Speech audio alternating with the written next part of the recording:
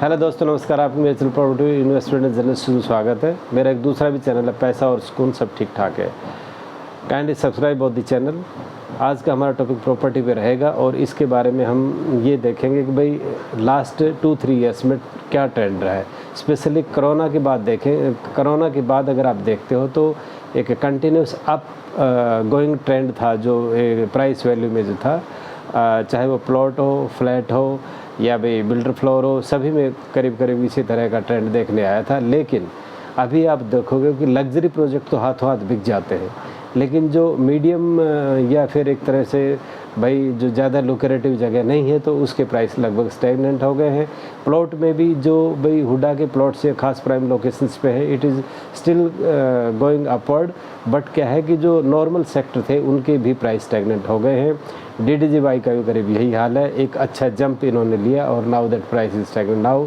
तो अभी क्या है कि एक सैचुरेशन तो हम नहीं कह सकते, लेकिन करीब ऐसी आशा है करीब 1-1.5 साल तक प्राइस हमारे स्टैग्नेंट रहेंगे। हो सकता है और लंबा भी टाइम ले ले।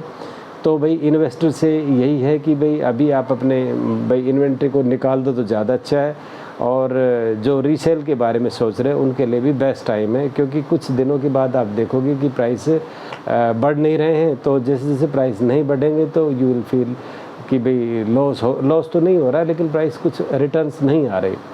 तो इस चीज़ को ध्यान में देखते हुए जो भाई जिन्होंने इन्वेस्टमेंट के लिए कहीं पे प्रॉपर्टी ली है तो वो उसको निकाल दो तो उसमें ज़्यादा अच्छा है। क्योंकि इसमें एक और भी बात मैं बताना चाहूँगा कि अभी जो प्रोजेक्ट लॉन्च हुए थे करीब 4-5-6 ईयर्स बिफोर, तो उनका अब पोजीशन का टाइम आ गया है। आप देखेंगे करीब 1 ईयर में ही 1-1.5 लाख इन्वेंट्री के करीब और पोजीशन हो जाएंगे। और उस पोजीशन में यू विल फाइंड कि भाई ज़्यादातर इन्वेस्टर है, तो इन्वेस्टर जब हैं तो वो रीसेल करना चाहेंगे।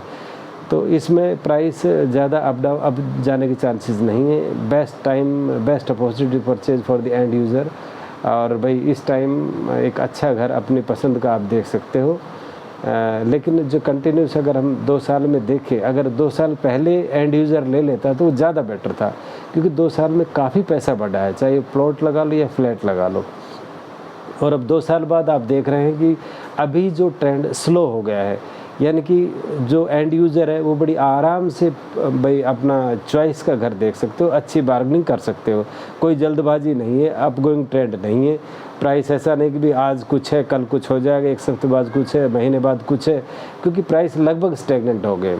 अब जो नए प्रोजेक्ट आ रहे हैं तो उसमें क्या है कि जो लग्जरी प्रोजेक्ट है उसमें एक्स्ट्रा इंटीरियर वगैरह या स्पेशल एक तरह से भाई उसको लग्जरी बनाने के लिए जो एमिनिटीज़ दी जाती है उसके बेसिस पे उनका भाई प्राइस ज़्यादा हो रहा है। तो आप ये मत सोचिए कि इट इज़ कंटिन्यूस अपगोइंग ट्रेंड, ये ओनली लग्जरी में है और भाई एक एक्स्ट्रा फैसिलिटी देने के पैसे हैं। यूँ तो अभी एक DLF भाई एक्सटेंशन रोड पे और भी एक लॉन्च कर रहा है, उसमें करीब 50-60 करोड़ का एक फ्लैट आ रहा है। तो आप ये मत सोचिए कि भाई इसकी वैल्यू बढ़ रही है। वैल्यू वो इसलिए बढ़ रही है क्योंकि उसमें लग्जरी चीज़ ज़्यादा है और लग्जरी प्रोडक्ट ज़्यादा है, सो दैट वो भाई एक तरह से कॉस्टली है। उसमें आप ये है कि भी एरिया ज़्यादा होगा, जो उसमें मटेरियल यूज़ होगा ज़्यादा स्टैंडर्ड का होगा, उसमें फैसिलिटी ज़्यादा होगी, डेंसिटी कम होगी। तो देयर आर मैनी फैक्टर्स जो एक तरह से प्राइस को बढ़ा देते हैं। लेकिन हम एज ए जनरल की तरफ जाए कि एवरेज डेंसिटी कितनी होनी चाहिए और भाई किस तरह की एमिनिटीज़ होनी चाहिए, एवरेज अगर हम चीज़ों पे जाएं तो प्राइस स्टैग्नेंट है।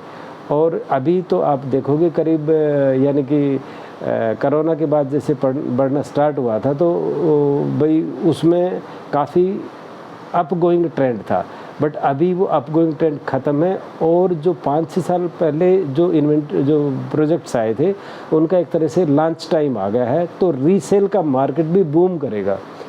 तो इस रीसेल के मार्केट में एंड यूज़र बड़ी आराम से अपने भाई चॉइस का घर देख के और अपना चूज़ कर सकते हो।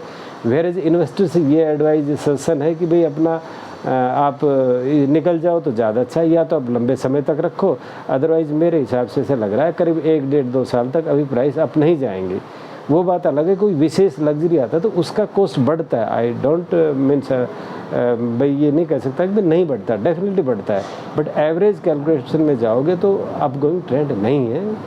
तो it is up to you whether you stay और you get exit.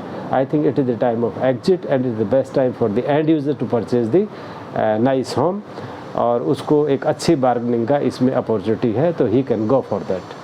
Thank you. आज तक का मेरा वीडियो इसी के बारे में था कि what is the trend going on now it is. तो भाई आप अपने हिसाब से और सिचुएशंस को देख के you can take the decision and have a peaceful home for you. Thank you.